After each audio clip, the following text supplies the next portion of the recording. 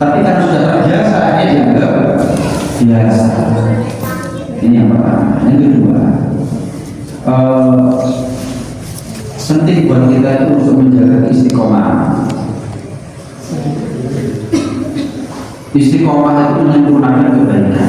Amalnya kita sedikit tapi kok istiqomah, itu lebih afdal daripada amalnya orang lain yang banyak tapi nggak istiqomah.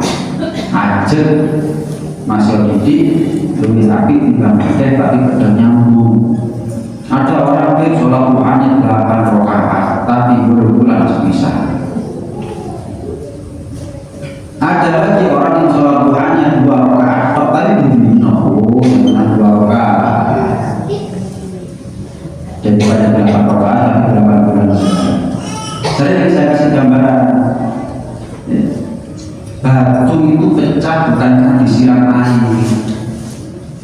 Cukup ditetes itu cukup, tapi dibina, dekok, efek, ngaruh, bahkan mungkin bor batu tadi.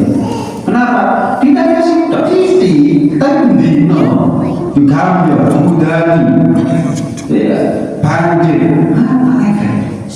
Nah, tapi kalau ditetes walaupun sedikit, tapi setiap hari itu yang efek. Apapun ibadahnya kita, ya, pokoknya yang dicari adalah istiqomahnya. Nah, makanya dari situ kita paham ternyata istiqomah itu memang susah, sulit memang istiqomah. Itulah kenapa dikatakan istiqomah itu lebih afdal daripada karomah. Bahkan seribu karomah kalah dibanding istiqomah. Harus coba kita koreksi diri kita masing-masing. Ada kan ibadahnya kita satu aja yang itu istiqomah atau tidak? Nggak tahu Al-Qurannya kita masih usah ayatnya. Nggak tahu Tuhannya kita walaupun cuma 2 rakaat. Nggak tahu tahajudnya kita walaupun cuma 2 rakaat. Pokoknya harus kita punya satu amalan yang kita istiqomah sampai mati, harus. Karena kita tak tahu pintu surganya kita yang lewat mana. Tapi yang jelas pintu surganya kita adalah melalui ibadah, lewat ibadah kita istiqomah ini. Mungkin berkat keistiqomahannya kita dalam ibadah tersebut, kita meninggal dalam keadaan melakukan ibadah tersebut. Ibadah banyak, ibadah banyak. Iktikaf di masjid ya ibadah, bangun malamnya ibadah, baca Quran ya ibadah, sedekah ya ibadah, macam-macam ibadah, macam-macam. Tapi mungkin buat orang seperti kita yang level imannya tipis seperti kita, istiqomah wangi, istiqomah kabeh wangi. Terus iman saya satu aja. Jadi aku tak istiqomah ngaji ya, ini masih ayat orang ayat. Iya, Pak. Mungkin itu menjadi lantaran kita meninggal dalam keadaan baca Quran. Jadi aku tak istiqomah sholawat, masih tak 10 begini tapi nggak tahu. Mungkin karena kita untuk tasbih itu sholawat ini mau mati. Ucapan terakhirnya adalah sholawat. Jadi saya tak istiqomah makmum masjid. Mungkin ketika dia di masjid meninggal, ketika dia menjadi tamunya Allah meninggal. Man atal masjid akan zahiranillah. Dawuh kanjeng Nabi sallallahu alaihi wasallam itu. Orang yang datang ke masjid itu berarti sedang berziarah kepada Allah, sedang sowan kepada Allah. Fahaqun alal mazhum yukri mazhab. Sudah sepantasnya tuan rumah memuliakan tamunya. Kita ini jadi tamunya Allah, tuan rumah Allah. Kalau kita menjadi tuan rumah, kita menjadi tamunya raja. Pulang nggak pakai tangan kosong, pasti dapat macam-macam. Kita datang ke rumah orang kaya, pulang enggak kayak yang omang, sugi-sugi. Sugi-sugi itu udah boleh di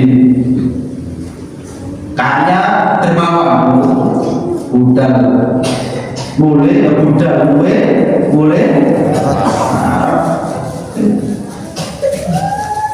udah lorok boleh ras kok sugi roman.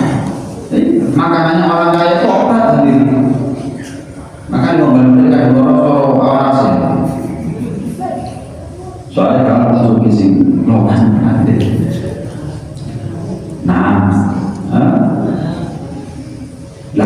kita gimana? Yang maha kaya, yang maha dermawan. Jadi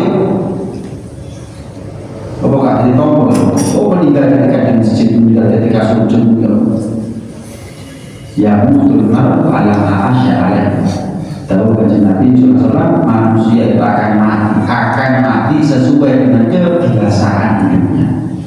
Jadi bukan tidak semua kebiasaan itu baik, tapi namanya kebaikan perlu dibiasakan. Dan untuk membiasakan kebaikan itu perlu dipaksa. Aiso entah hidayah itu hidayah kok entah rezeki digolehi, jodoh digolehi, anak ya diupayakan ya. Lah mosok hidayah entah surga entah yang jubra surga untuk satu saya mulai dalam rebutan. Ayo ada uang di situ bisa ditanya moro duit satu saya mulai aja ibu ya bakal problem itu misalnya lah pas surga tandai surga kakak morona gak bisa ke surga gak bakal morona di mana itu dari mana surga dekat sama kita sedekat rumahnya kita sama masjid sedekat kita dengan Tuhan. Ayo di antara kita yang punya Tuhan jadi surga itu ada di rumahnya kita sendiri. Kalau kita punya orang tua surganya kita adalah mereka. Surga itu dekat dengan kota amal. Surga ada di surga keleleran surga babi, tapi merokok keleleran. Nah masalah sih di sini merokok itu surga itu masalah merokok keleleran surga keleleran. Ya perlu orang miskin juga surga hasil diisi komen. Pesan saya cuma satu, cari satu ibadah yang kita serap di situ tak lakoni sampai berdino. Tak lakoni sampai berdino. Titik musola, istighfar, doa, anu, terserah sama. Sing lihat sama. Tapi mungkin satu ini masih orang tak lakoni hilang. Dan menjadi nasi komen. Amin. Hadirin sekalian berkati Allah. Dikatakan oleh Al-Imam Al-Haddad, dunia itu terbagi menjadi tiga. Ada dunia yang baik, ada dunia yang baik. Kapan dikatakan dunia itu baik? Yaitu dunia yang menyelamatkan kita dari neraka dan membuat kita masuk surga. Nabi Sulaiman itu tapi suatu kayaknya baik. Sayyidina Abdurrahman itu dititian suki. Sayyidina Abu Bakar, Sayyidina Utsman bin Affan, Sayyidina Umar bin Khattab itu dititian suki. Nikmal malus sholeh lirrajulis sholeh. Sebaik-baiknya harta itu adalah yang berada dalam kuasanya orang baik. Sebaik-baiknya harta dunia ketika dimiliki oleh orang baik. Kenapa? Karena bukan hanya dia menikmatinya, orang lain pun juga menikmatinya. Mungkin masjid, menjadi langgar, menjadi musola, nggak tahu untuk pakaiannya anak yatim yang butuh sekolah, jadi SPP-nya mereka, nggak tahu jadi sembako-nya fakir miskin. Merasa apa? Kalau sudah harta yang baik dipegang oleh orang yang baik. Dunia yang baik itu ketika menjadi fasilitas ketaatannya kita. Dunia yang baik itu ketika bisa membuat kita terhindar dari kemaksiatan. Itu dunia al-mahmudah, dunia yang terpuji. Pernah diceritakan Rasulullah SAW mengatakan sahabat Amr bin As. Amr, mulia, bawa senjatanya kamu, bawa baju perangnya kamu. Ini Amr bin As ini punya penyembah berhala. Amr pulang, aku utus kamu perang. Ambil senjatanya kamu di rumah, baju perangnya kamu juga di rumah, kendaraannya kamu juga bawa.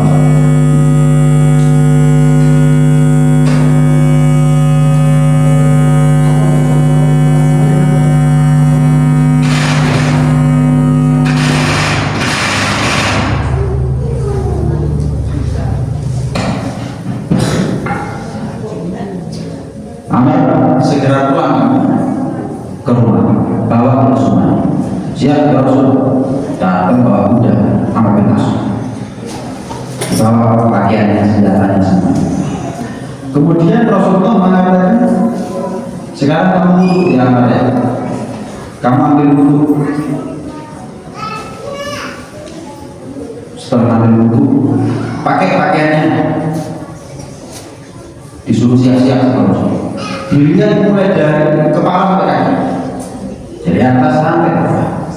Kemudian Rasulullah mengatakan, Amar, aku utus kamu untuk menjadi panglima perang. Insya Allah kamu diberi keselamatan oleh Allah. Bahkan kamu pulang membawa harta rampasan perang banyak, sugimu bakal ada. Dan aku berharap kekayaan itu akan membuat kamu menjadi orang baik. Ya, kadang-kadang orang itu kalau sudah jadi kaya hari ini, ya, orang itu kalau sudah jadi kaya kadang-kadang sombong, kadang-kadang lupa daratan, lupa diri. Kali dulu dari orang Jawa, kadang-kadang orang sudah jadi kaya itu gak kenekan. Saya kalau baca itu nggak lain dong, waktu kadang itu orang kaya. Amar bin As, aku berharap kamu jadi orang kaya, nanti jadi orang kaya yang baik. Maka Amar bin As mengatakan, ya Rasulullah, aku ini masuk Islam, ikut agama, bukan mau jadi orang kaya, bukan mau jadi orang kaya. Aku masuk Islam ya Mas, kenapa? Jadi bukan, kalau kita kan udah orang, waduh, lutar bakal kalau dia udah dari yang kendor semangatnya di semangat. Kenapa? Kata Rasulullah, selamat sogil. Oh, dan dia tapi Amar bin As orang baik. Loh ya Rasulullah, saya siap perang, gak usah dimiliki ya, saya masuk Islam ikut agama, bukan karena kepingin kaya. Apa yang dikatakan atau dijawab oleh Rasulullah SAW, ya Amar, ni'mal ma'u sholeh lil mar'i sholeh. Wahai Amar, sebaik-baiknya harta itu adalah ketika ada dalam kuasanya orang baik.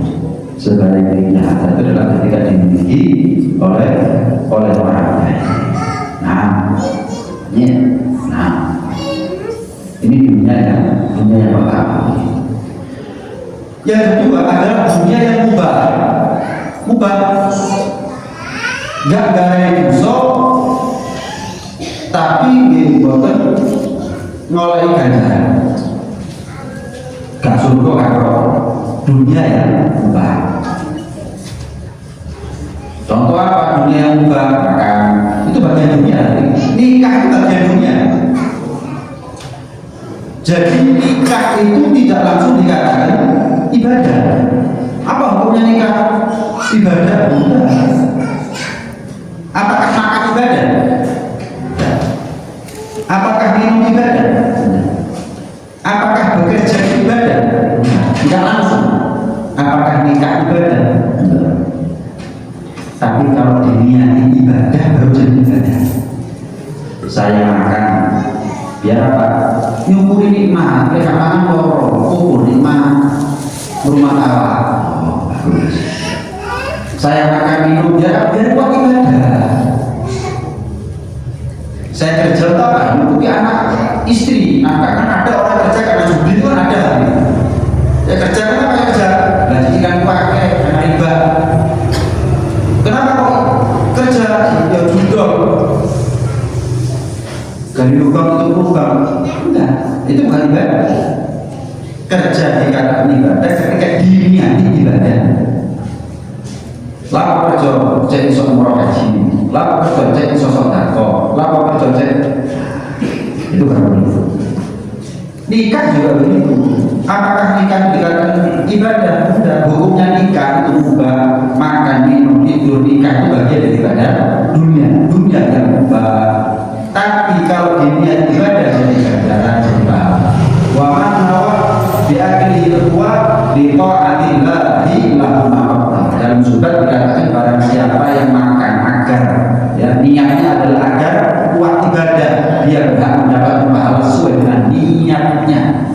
tidur biar bisa bangun subuh genah, apalagi tidur biar niat tahajud genah. Oh, dia berhak mendapatkan pahala sesuai dengan apa yang dia niat. Ini dunia yang berubah. Ada lagi yang ketiga, dunia yang dikatakan haram, dunia yang makmumah, dunia yang tercela. Inilah apa yang disebutkan oleh Nabi Muhammad Rasulullah Sallallahu Alaihi Wasallam. Dunia mal'unatun wa mal'unun ma fiha. Dunia itu terlaknat, terkutuk, dunia itu dikecap keras oleh Allah Subhanahu Wa Taala. Dan apapun yang menjadi isinya dunia terlaknat, kata Nabi. Illa kecuali tiga: alimah, kiai, ustaz, alim yang amalkan ilmunya, wa muta'allimah, santri macam-macam hari ini. Ada santri pondokan, ada santri madrasah, ada santri masjid. Kalau nanti mondok B, kalau nanti madrasah B, tapi pengajian masjid itu orang santri masjid. Ada lagi biasanya anak muda bukan santri masjid, santri majlis. Mondok tahu, madrasah tahu, masjid tahu, majlis tahu. Ada pengajian aktif, semangat. Setiap hari ini saya selalu keliling dari tempat ke tempat ikut pengajiannya, tapi pulang sepenuh. Yang ketiga adalah zakirun lillah, orang yang berzikir kepada Allah, alim muta'allim zikir. Ada kegiatan seperti ini hari ini. Ya maaf, alimnya ada, walaupun mudah-mudahan bisa ngamalkan ilmu. Santrinya juga ada, walaupun saya nggak pernah nonton dengan santrinya saya, ya. Tapi kan dengan santrinya yang benar. Zikir kepada Allah, di sholawatan, di mawas rotib, dua zikir macam-macam zikir yang kita baca. Berarti kumpul tiga kebaikan dalam satu waktu, kumpul tiga kebaikan dalam satu tempat. Kenikmatan apa lagi yang mau kita usahakan? Dekat, nggak makan biaya, keringetan apa? Tapi di antara sekian banyak bagian dunia yang dilaknat oleh Allah, pengajian seperti ini tidak termasuk apa yang dilaknat oleh Allah Subhanahu Wa Taala. Yakini, saya yakin tempat di mana kita duduk sekarang itu akan menjadi saksi yang membela kita nanti di hadapan Allah. Setelah tempat-tempat lain pernah kita kotori hubungan dengan kemaksiatan kita, ada yang bela nanti akan bersaksi di dunia ini. Tempat-tempat tanah yang pernah kita berbuat maksiat di situ akan menghujat kita, mengadu kepada Allah atas kemaksiatannya kita. Akan ada tempat-tempat yang menjadi saksi akan kebaikannya kita. Berani ada saksi baik, ada saksi buruk, ada saksi yang memberatkan, ada saksi yang meringankan. Makanya hadir pengajian seperti ini kebutuhan mutlak. Kalau kita serius ingin menuju butuh nah berapa banyak sudah tempat yang saya maksiati, saya kurang satu, apa tempat yang saya taati. Saya yakin termasuk saya tempat yang kita maksiati luwe atau ke rumah dari rumah ini tahunan dia kita maksiat, tapi ternyata tempat untuk kita taat ternyata dekat dari rumah ini. Berarti saya mau tanya, surganya kita ini jauh atau dekat? Nerakanya kita jauh atau dekat? Jauh. Tapi sini golai kok. Golai. Masih waduh, lek keluar kok. Masih ada. Tapi mudah. Kita butuh saksi nanti. Kita butuh saksi. Makanya yang disunahkan kalau kita berangkat sholat Jumat atau kita berangkat ke tempat-tempat lain seperti sekarang, disunahkan berangkat sama pulang jalannya berbeda. Berangkat sama pulang jalannya berbeda. Disunahkan jalan berangkat lebih panjang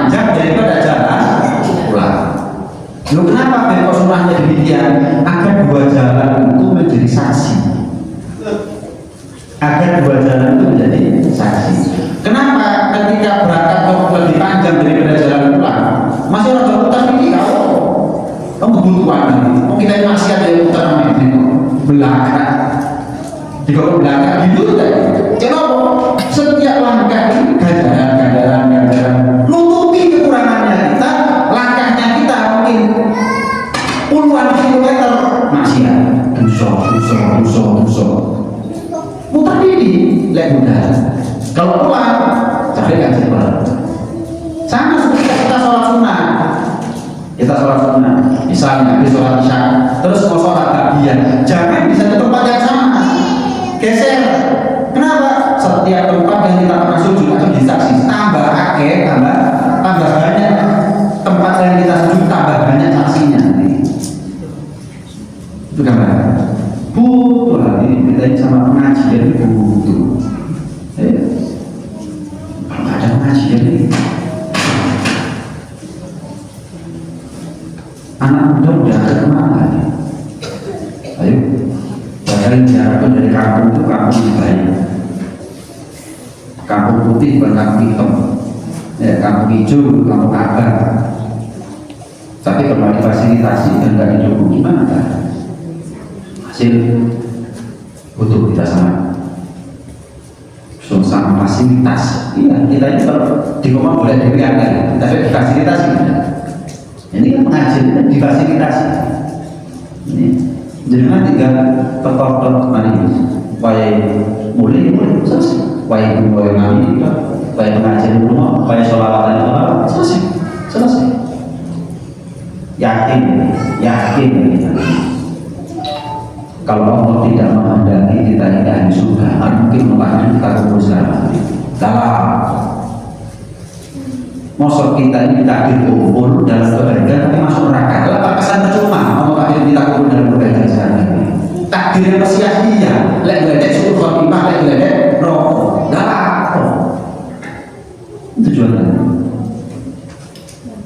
tapi ini ojo optimis boleh ucap surga Allah dikarami sebayang lek Ramadan surga tapi jangan optimis saja surga itu jamin di sini kalau soal ini dia belum tahu tapi sok tahu kita cuma bangun gede mati dong tujuannya adalah gede mati mudah-mudahan saya dikasih sholat masuk surga dikasih puasa masuk surga dikasih masjid masuk surga dikasih masuk surga begitu. Terakhir pernah diceritakan hal ini di zaman Sayyidina Abu Bakar sebagai khalifah disajikan kepada beliau minuman air dan madu. Rasulullah sudah wafat saat itu. Ketika akan diminum sama Sayyidina Abu Bakar nangis geru-geru sampai sahabat yang lain itu nangis. Sahabat sudah reda nangisnya, Sayyidina Abu Bakar tetap nangis.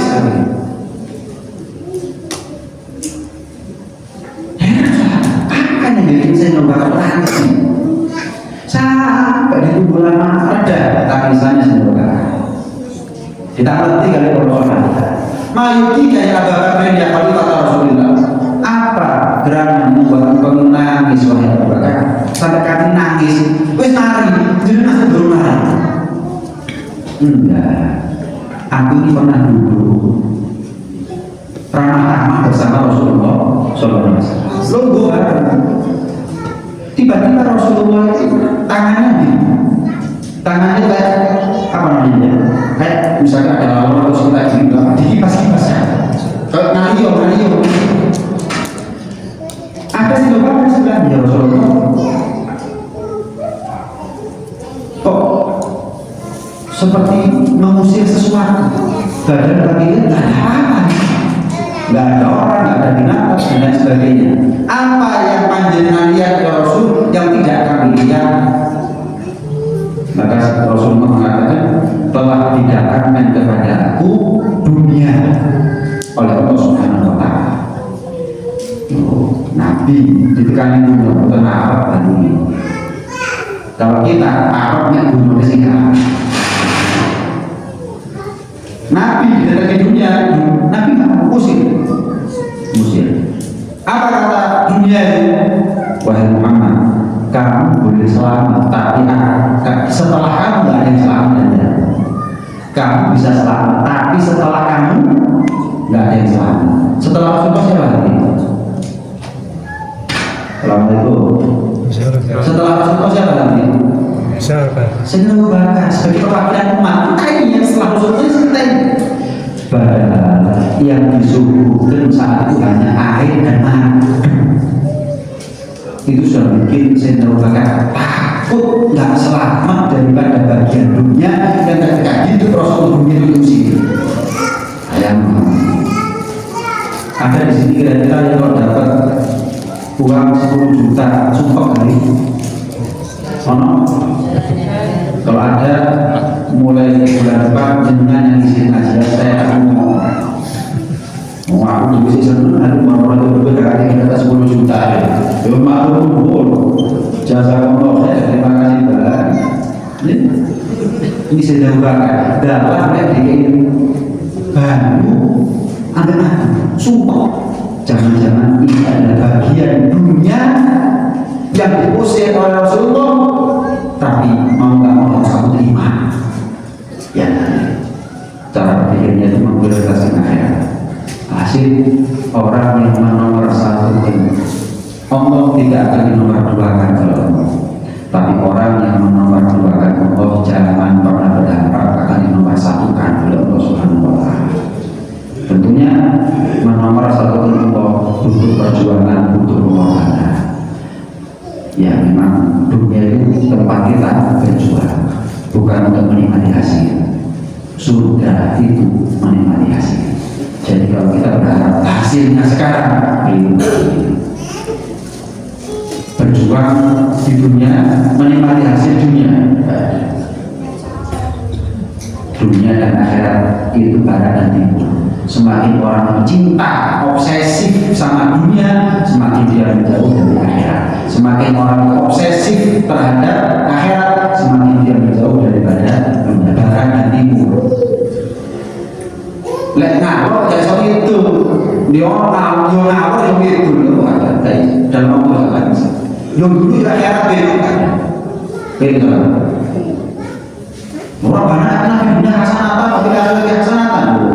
Itu ayat Al-Quran. Itu ayat Al-Quran. Apa di dunia hasanah? Amal, perjuangan, pengorbanan. Apa hasanahnya? Surga. Bukan hasanah di dunia, hasanah di akhirat itu surga. Hasanah di dunia ilmu amal, hasanah di akhirat surga. Hasanah di dunia berjuang berkorban, hasanah di akhirat panen, menikmati hasil. Karena itu minta jadi orang soleh. Lek bakal cetak diri sugi sing nabi, lek takdir modersius tiang ingkang sugi, nggih dados ukara ingkang soleh. Apa ini? Nabi itu fukor, Nabi itu namanya apa? Fir'aun itu, jadi bukan masalah kaya enggaknya, soleh apa enggak? Apakah soleh pasti miskin? Enggak pernah ngajak, lek rakan takdir sugi, seperti soleh. Tapi enggak, kok seperti soleh? Ojo bisa sugi, kan soleh kali. Ajur luhur, dua itu, akhirat itu, kulit lapor. Dan Allah Subhanahu wa Ta'ala memberikan kepada kita dunia yang baik. Allah menjauhkan dari kita daripada dunia yang buruk. Dan kita semuanya panjang umurnya dalam keadaan siapa lagi dalam keadaan kepada Allah, kepada Rasulullah, dan mengampuni segala dosa dan hilang kita semuanya. Mudah-mudahan Allah akan kita dalam keadaan khusus meninggal dalam keadaan sujud, meninggal dalam keadaan baca Quran, meninggal dalam keadaan dakwah, meninggal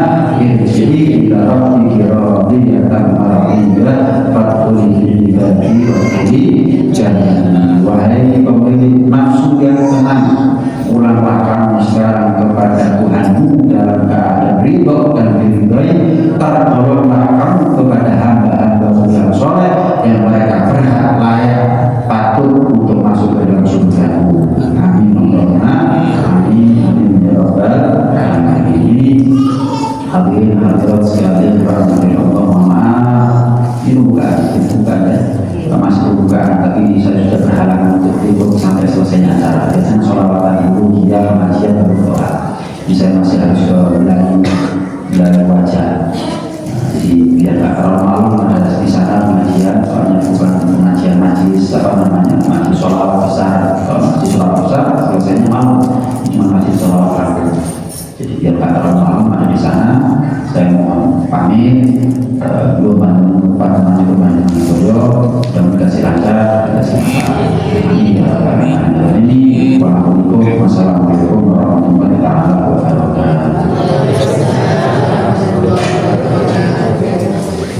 Bismillahirrahmanirrahim.